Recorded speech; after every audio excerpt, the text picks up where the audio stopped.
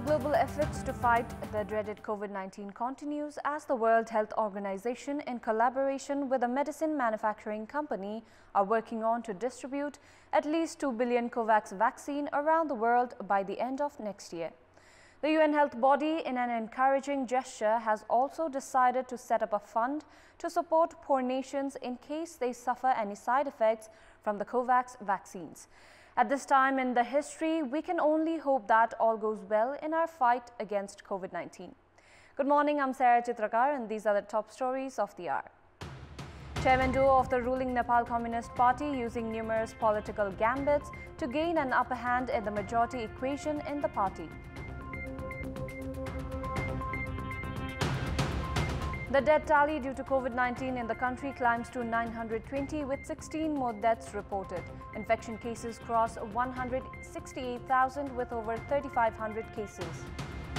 A powerful earthquake strikes Greece and Turkey, bringing deaths and destructions. At least 22 killed and hundreds reported injured.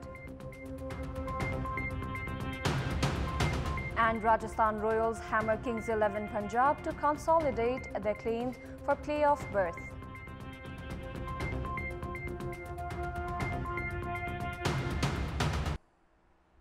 The novel coronavirus has continued its surge as a total of 3,517 new cases of COVID-19 were confirmed yesterday. With this, the total number of coronavirus cases has climbed to 168,235.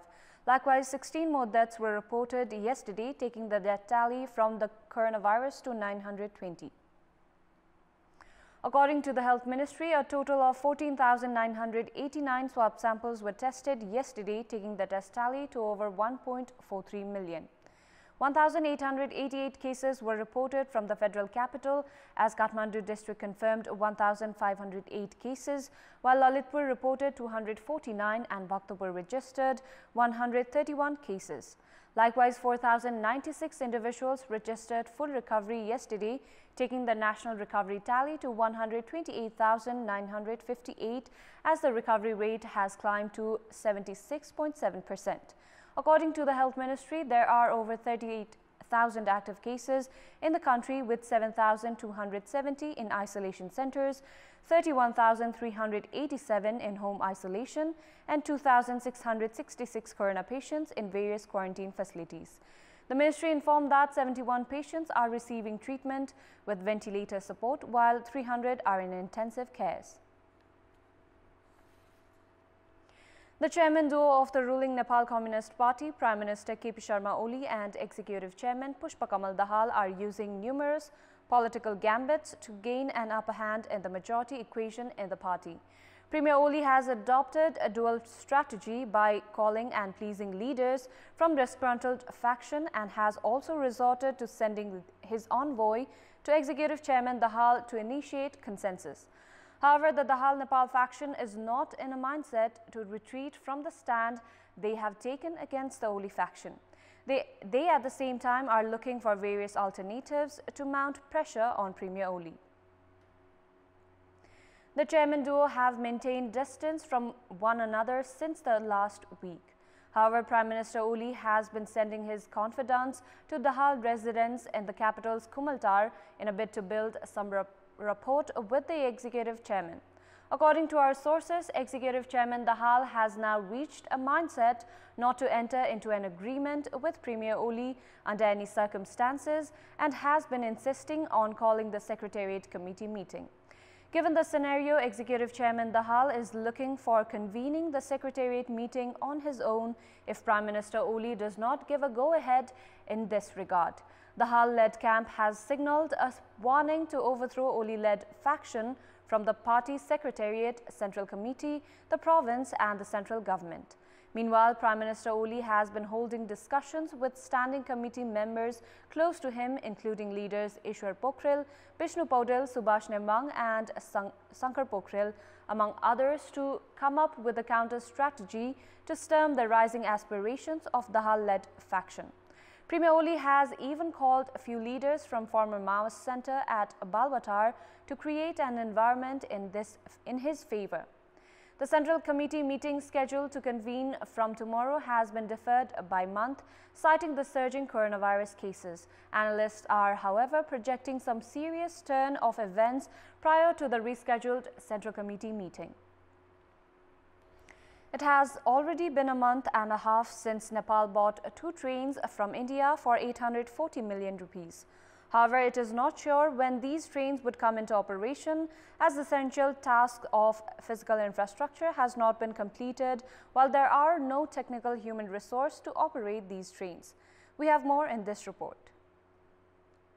2 sets of demo train were brought from India to Janakpur on 18th of September last month to operate from Jayanagar to Bardibas through Janakpur with much fanfare.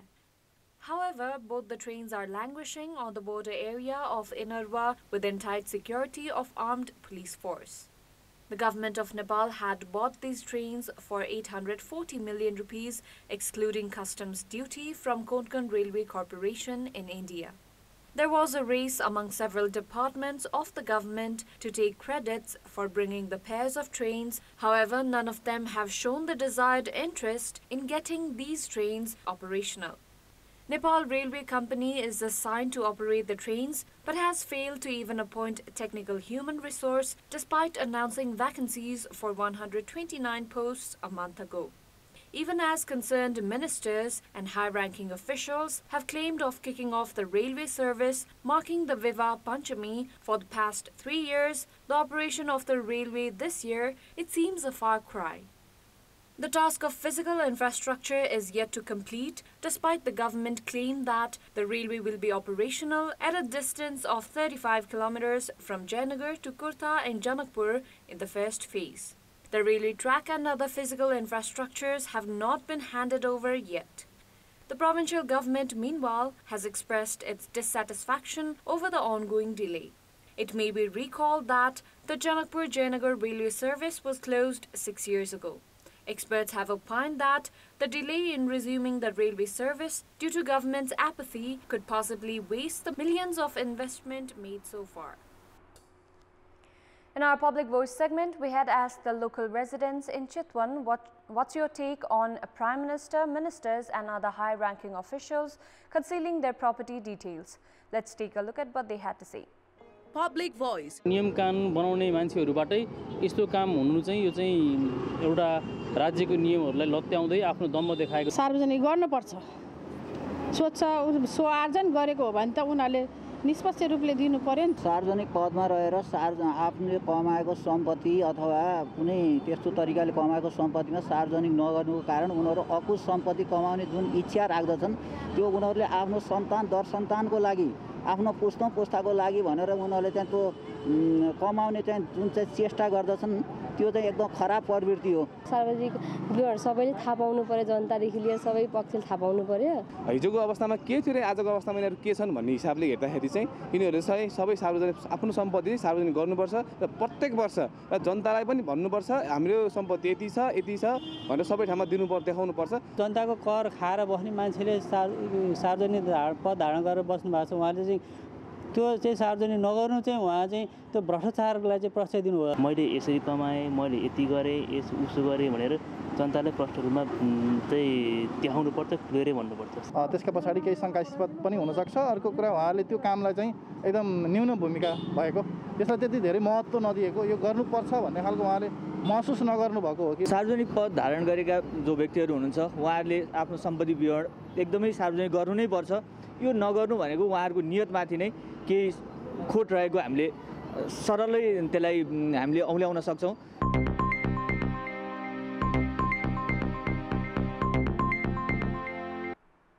It's time now for our segment Public Pulse, where you text us with your opinion. Public Pulse. Here's the question: why has the trains brought from India with much fanfare not been operated? Your options are A. Inadequate infrastructures, B. Incompetent administration, and C.